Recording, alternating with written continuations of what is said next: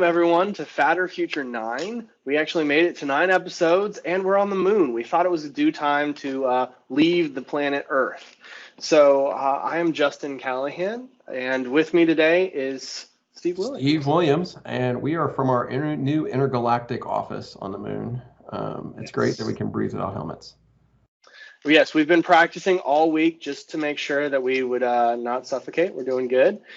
And we've got a lot to talk about today. We've got 3 interesting topics with us. We've got Black Friday. What's going on with that, especially with some new interesting events over the past couple of weeks. We've got Project Natick, which is coming out of Microsoft. And then another Microsoft topic. It's a Microsoft week, apparently, about changing passwords and some new advisements from them on that front. So definitely a lot to cover today. I figure you want to just get started on topic. I know you're anxious to talk about the Black Friday topic. I know this is your thing. So you are the deal meister in the office. If there's a deal, you know it. And you're always sharing that with everybody, which is great because people have taken advantage of that. But for sure, it's Fatter Future. Is Black Friday dead? That's the question. And it is a very good question, and especially, it's true. It's every month we're getting new excitement from how things are adjusting or reacting to the pandemic, and Black Friday and all of this whole deal shopping through the holidays is no exception.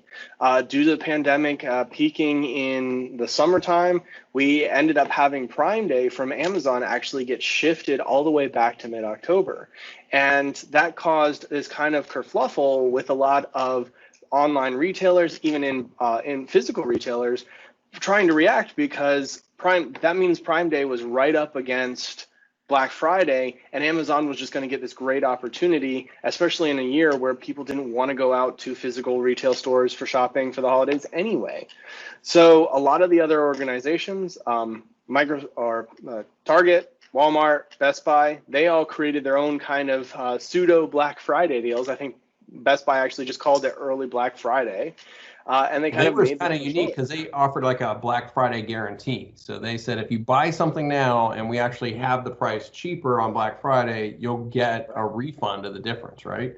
Right, you'd get it refunded right to your Best Buy account. And then a lot of other places are honoring their holiday return policy all the way from here to the end of January, which is just, it's crazy. You see how very aggressive the retailers are trying to get people to go and shop. But the fatter future aspect of this, just to jump in on this conversation, is that obviously we're a consumption-based economy, and so this is the key factor. But it really speaks to the power that Amazon has in the marketplace. The fact that they moved their day and they're 1 month from what is traditionally the kickoff of the holiday shopping season, it struck panic in all the other national retailers. Mm-hmm. One organization, one company having that much power over what dictates the beginning of the sales season, for sure. There's always been some healthy competition on that front, but for one ringleader to be the case is definitely a concern. How long would you say we've been doing? I know as long as I can remember shopping, Black Friday is a thing. So in this conversation of fatter future, is it just once when a company like Amazon comes along post-pandemic and makes a change, we've now instituted a new future? I think it's a fad. I guess just really to kind of jump into that either or. I'm still really feeling that this is a fad. I think this is one of the bigger players flexing their weight. But I think historically, if we zoomed back, I don't think this is too much different from other retailers that were massive icons at the time flexing their weight. You have the Macy's Thanksgiving Day Parade, right? Macy's is putting on this big song and dance that kicks off the holiday season. That was something that they controlled and dictated. I think that just who's in the front that's kind of going to be leading the charge is going to be maybe fluctuating over the years, but I think Black Friday is still that transition of the holiday season is just too locked and loaded. And even this year, I think we're going to still see, I think everything that we had so far proved pretty lackluster. Nobody was really willing to jump in all hands with some great deals. I think we're going to see Black Friday come, and we're going to even get some better experiences, try to push that lever, get people to buy stuff. Very interesting. So just to point this out, now, there's been a big move to online shopping. With that, that's we've seen a lot of retailers go out of business because of the pandemic. So even if there is a quote unquote Black Friday, you don't have the same number of players. You've had some major retailers just walk away from the game in terms of what normally is in your malls and anchor department stores that are really struggling right now. So how strong are they financially to even bring a Black Friday about? Well, and here's the other question too, is that you also possibly have a lot of pent up demand. You have people that just flat out, stopped buying like non-essentials like clothing or electronics during the summertime, during the early season, the early months, because they were trying to be conservative. They were trying to prepare for the future. And if their situations have stabilized, they might have a lot of pent up money and need for sales. So there might be this interesting confluence of the retailers are trying to entice the buyers, and the buyers are just waiting for the enticement to happen to jump on it. So it's really going to be an interesting time to kind of see that, push and pull effect in November for sure. All right, so you're going fad on this. I think it's fad. Yep. Okay. All right.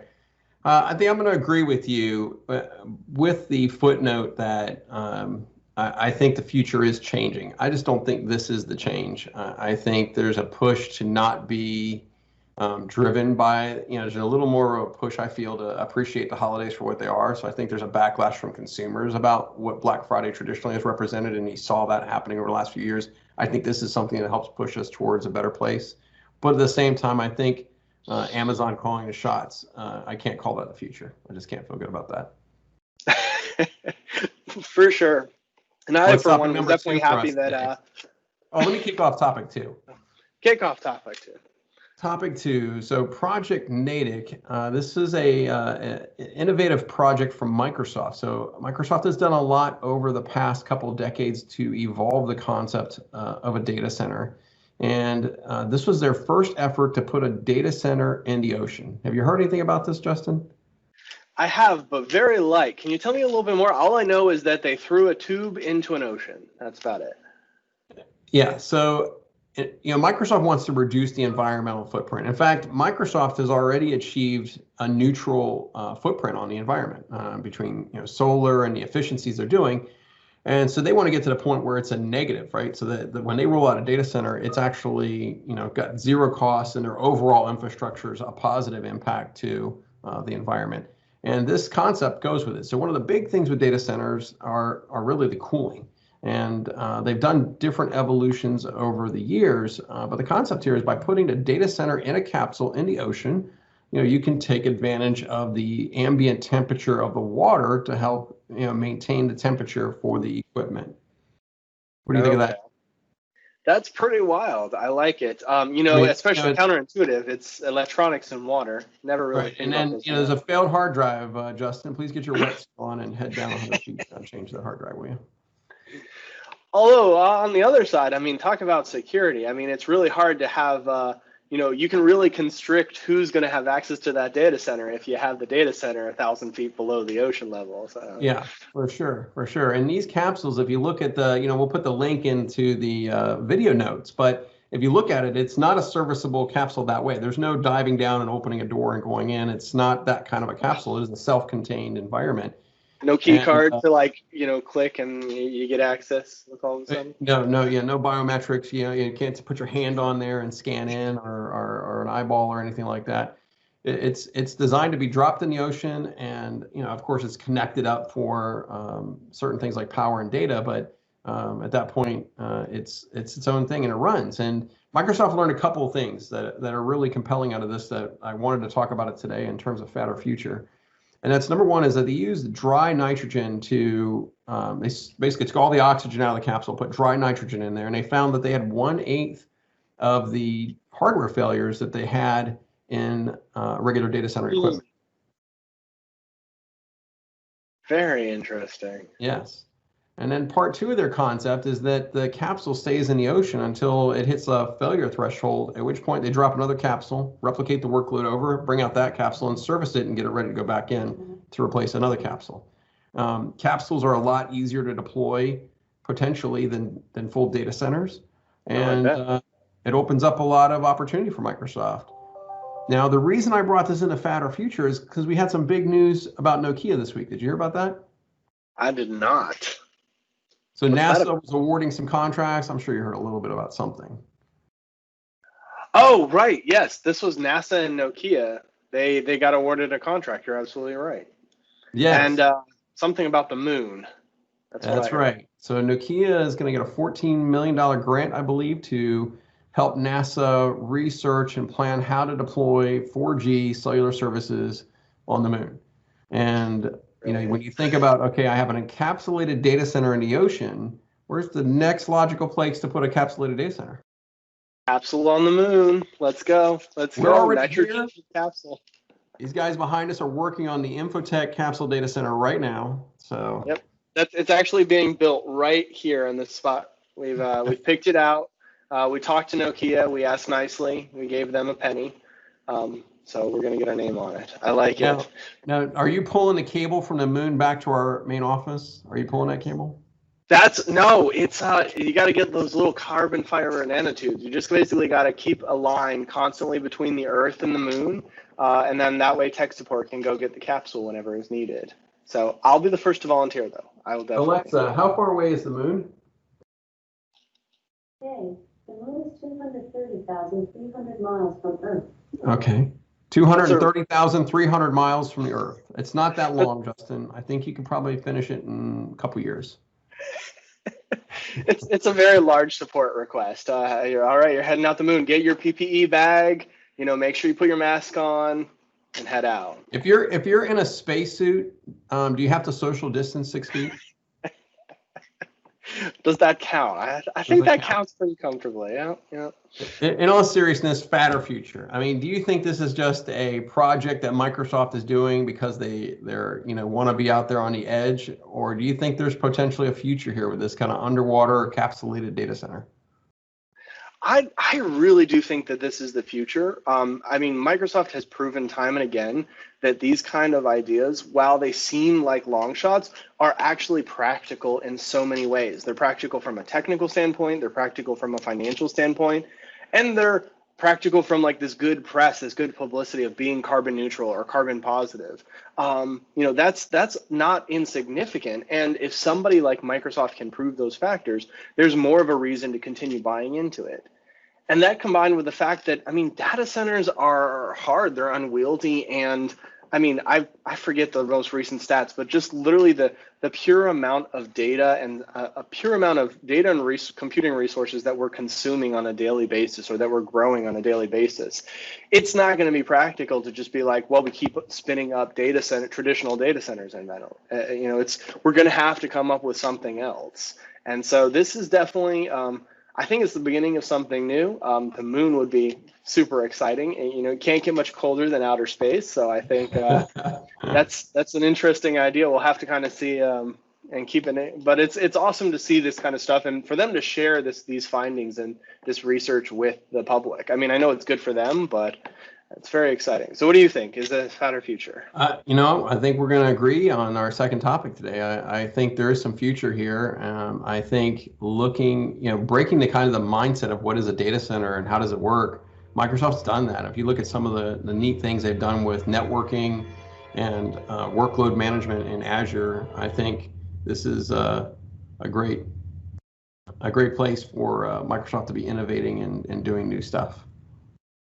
Did you hear the train go by on the moon?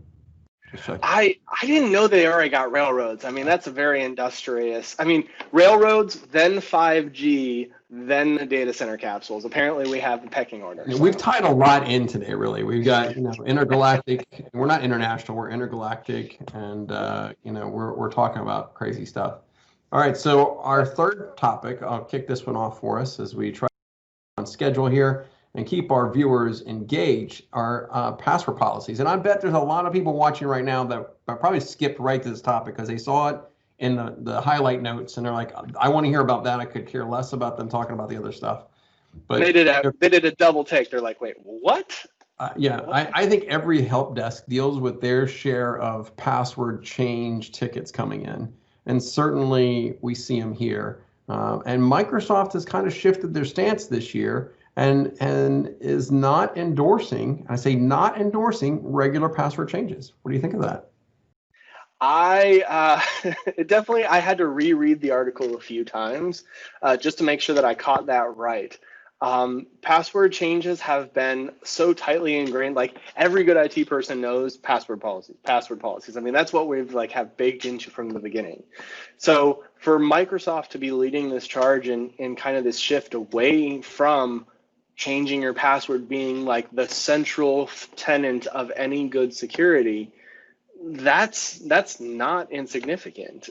Especially, I mean, it doesn't matter if you're on the moon, if you're on a train, if you're in a plane, you're always going to be dealing with trying to access your data, and your password at the end of the day is it. You know, there's been some movement towards biometrics, but that's always been supported, if not, you know, underscored by having a password with you.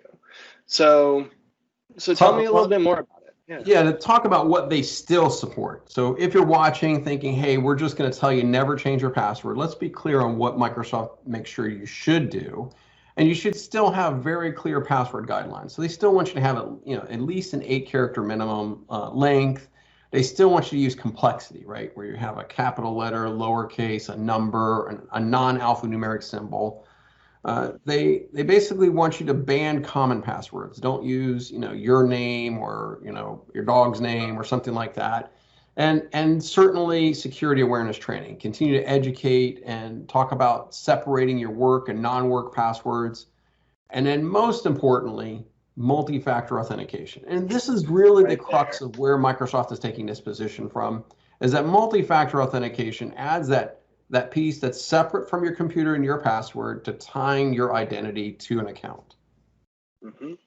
And for those of you that might not be overly familiar with multi-factor authentication is basically the idea of you having more than one proof, one thing that verifies your identity.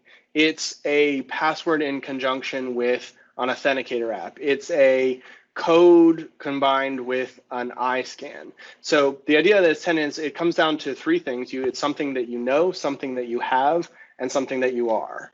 And those can kind of manifest in different ways, but one of our most common ones that we work with, we actually have a 2FA video. I'm sure it's going to be linked to this video. But we always recommend for our clients getting 2FA set up for your Office 365 account with Microsoft Authenticator app. The app is by far the most secure way. It is significantly more secure than a text message or a phone call, even though those are options as well. But that allows you to have something that is, okay, even if somebody was able to compromise your account, you would still have to have your physical phone with that app on it in order to get in.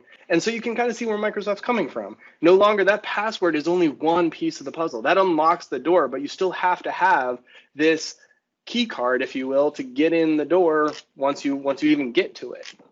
So then, and I know we're gonna have our naysayers out there. We're gonna have those, IT administrators. We probably have a couple of them out there now. They're like, "What? You've been preaching changing passwords for years. You've been telling us we've got to do it. How can you be changing that position now?" And it's not us, it's Microsoft. We're still like a little uneasy ourselves about not changing passwords, but we're going to link the article below. Click it. It's a Microsoft document. You'll see the date at the top.